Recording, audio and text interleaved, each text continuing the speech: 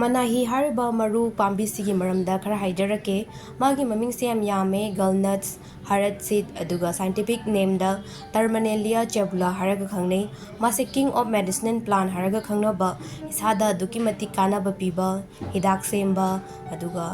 benefit mayam ama laiba properties mayam laiba pambi amani sigi maramda aina khangba knowledge khara share tawjarake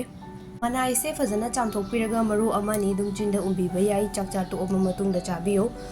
aina ngasi semjagadoribasina chagi maongda semdoine maru se ahum bari oina sizanabiyo aina manga hapa matamda sentak tawe yam henjana chawsu fatte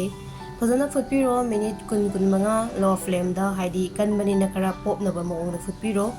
aduga ayukta thakpasu yai do chakaw hangi kandri thakpiruno kitang sintak tabane mid morning umba thakpi yai chakcha to kan thakpana best oire chakcha to kanda chaba tumnaba maongda thakpa yai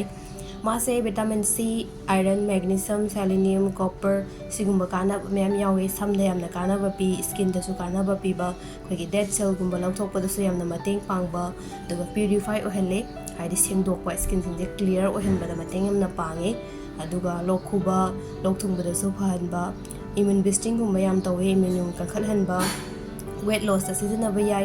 heart health gumba phale arthritis na ba miyoi sing da su yamna kane diabetes laiba miyoi sing sizinaba yai aduga diabetes ki hidak gumba chabiragadi sizinaba yano sizu sizinaba hidak su charagadi punna down oidiba yai aduna control tawraga laiba miyoi sing chaba yai cholesterol wangba PCOS adagi thyroid laiba sing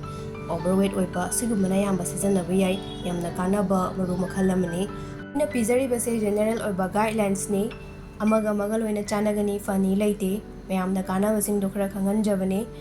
masi se nomagi dum maru amani dum sizinaba yai ko side effect ta dehydrate kumba tawba yam henjana charagadi singumagi changwa lakpa isada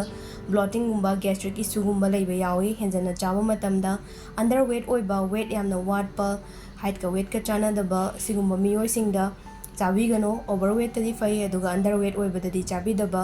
sugar yamna wangaga hidak charaga laiba miyoi sing chabigano hena town oigiba yai aduga control tawraga laiba miyoi sing chaba yai henjana chaba matamda diarrhea gumba khonghamdaba puknungaitaba sigumba casing thokpa yai pregnant oiba miyoi singda chabigano mathangda kanaba video mu puraga lakjage thanks for watching